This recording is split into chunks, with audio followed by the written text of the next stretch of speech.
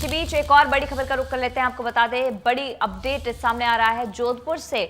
इस वक्त की ये बड़ी खबर हम आपके सामने ला रहे हैं। बड़ा अपडेट जोधपुर से, जहां पर जैसलमेर में बस में लगी भीषण आग का मामला सामने आ रहा है। आपको बता दें कि इस भीषण हादसे में अब तक 20 लोगों की मौत हो गई है और कई अन्य लोग ऐसे हैं जो आग में बुरी तरह झुलस गए हैं। डीएनए जांच के लिए अब सैंपल्स भेजे गए हैं और ये मुख्यमंत्री भजनलाल शर्मा की ये तस्वीरें हम आपको दिखा रहे हैं, जो हादसे के तुरंत बाद ही वहां पर मरीजों से अस्पताल में मिलने पहुंचे। और जैसलमेर बस हादसे पर वहां पर डॉक्टरों से भी उन्होंने बातचीत की है। सभी तरीके से त्वरित मरीजों के इलाज के लिए उन्होंने डॉक्टरों को वहां पर दिशा निर्देश दिए। साथ ही साथ वहां पर मरीजों से भी उन्होंने बातचीत की, उनका हालचाल जाना, उनको वहां पर एक तरीके से ढांढस बंधाया कि उनका इलाज पुख्ता तरीके से वहां पर हो रहा है।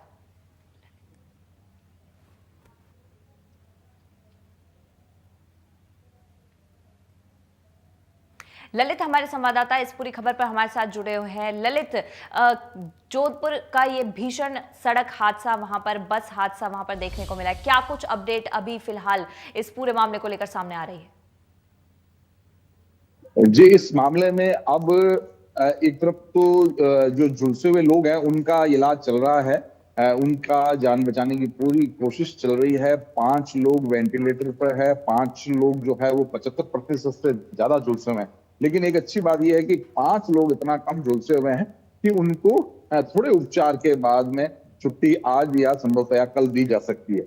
लेकिन इस बीच जो 20 लोगों की जो मौत हुई है और जो बस में फंसे रह गए थे, एसी कोच बस में जो बाहर नहीं निकल पाए थे, पूरी तरह से बस एक तरह पैक थी और उसके दरवाजे नहीं खुल पाए थे। बड़ी मुश्किल से इन झुलसे हुए लोगों को निकाला जा चुका था, जिनमें उनकी वहां मौत हो गई थी।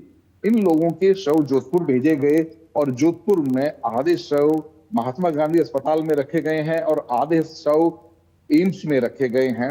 अभी इनके डीएनए लेने की प्रक्रिया चल रही है ताकि इनकी पहचान पुख्ता हो सके। इस बीच में सूचना यह है कि फलोदी में एक मृतक का डीएनए सैंपल ले लिया गया है। दूसरी ओर जयपुर से 4 डीएनए एक्सपर्ट की टीम जोधपुर आ रही है ताकि वो जोधपुर के डॉक्टरों को गाइड कर सके डीएनए सैंपल लेने के लिए। इसी तरह की व्यवस्थाएं एम्स में भी की जा रही है और परिजनों को बुला लिया गया है। परिजनों से रात से ही प्रशासन संपर्क कर रहा था कि जिन लोगों की मौत हुई है, जिन लोगों की पहचान हो गई, लेकिन उनकी पहचान पुख्ता करने के लिए उनके परिजनों के भी सैंपल लेंगे और कोशिश ये की जा रही है कि 24 घंटे के अंदर इनके परिजनों से मिलान हो जाए, इनका इसकी रिपोर्ट 24 घंटे के अंदर आ जाए और उसके बाद जल्दी से जल्दी इनके अंतिम संस्कार का कार्यक्रम हो सके, अंतिम संस्कार इनका जल्दी से जल्दी किया जा सके। क्योंकि हमारे यहाँ जो स्थानीय रीति रिवाज के अनुसार जिस परिवार में कोई मौत होती है उस परिवार में सब परिवार के लोग खाना पीना उस समय तक नहीं करते हैं जब तक कि अंतिम संस्कार नहीं हो जाता है। ऐसे में जो पहले से गमगीन परिजन हैं, जो शोक में डूबे हुए परिजन हैं, उनको थोड़ी राहत देने का प्रयास किया जा रहा है और इसीलिए जयपुर से 4 एक्सपर्ट रवाना हुए हैं जो कि जोधपुर के डॉक्टरों के साथ मिलकर जल्दी से जल्द डीएनए सैंपलिंग की प्रक्रिया को पूरा करेंगे।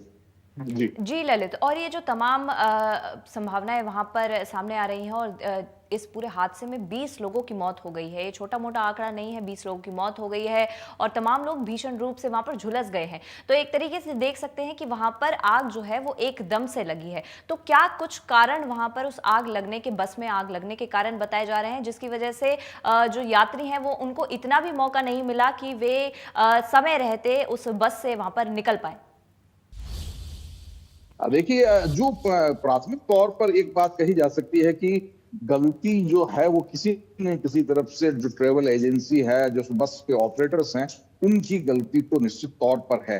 क्योंकि बस में जैसा बताया जा रहा है इमरजेंसी डोर नहीं था और जैसा परिजनों ने बताया, जो झुलसे लोगों ने बताया है कि बस में आग लगने के बावजूद भी ड्राइवर उसे करीब 800 मीटर तक चलाकर ले गया।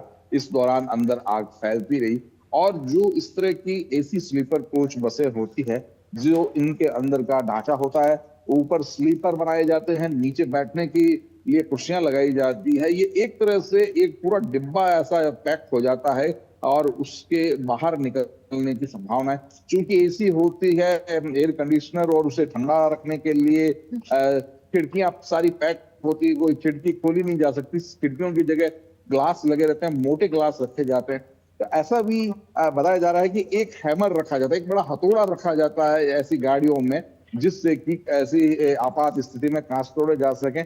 ये सभी अभी जांच का विषय है, लेकिन प्राथमिक तौर पर इतना कहा जा सकता है बस ऑपरेटर्स की तरफ से बहुत जानलेवा लापरवाहियां ऐसी बरती गई है, जिससे 20 लोगों की जान चली गई। और ये आने वाले समय में सारे बस ऑपरेटर्स के लिए कहना चाहिए, देश और दुनिया के ऑपरेटर्स के लिए, खासतौर से एसी कोच बसों को बनाने वालों के लिए, और इसके लिए जो जांच के लिए जो विभाग है, परिवहन विभाग, किस तरह से ऐसे गाड़ियों को सड़कों पर दौड़ने दे सकता है, किस तरह से इनको नो ऑब्जेक्शन सर्टिफिकेट मिलता है, इस सब के लिए एक चुनौती है और ये आंखें खोल देने वाला ये हादसा है।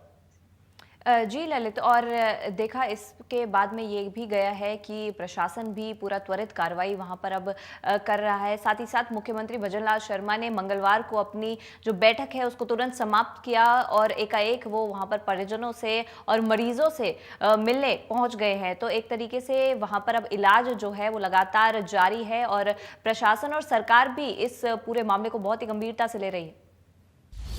जी बिल्कुल, मुख्यमंत्री भजनलाल शर्मा और प्रदेश सरकार की संवेदनशीलता पूरी तरह से सामने आई देखने को। मुख्यमंत्री रात में ही पहले जैसलमेर पहुंचे और फिर वो जोधपुर आए।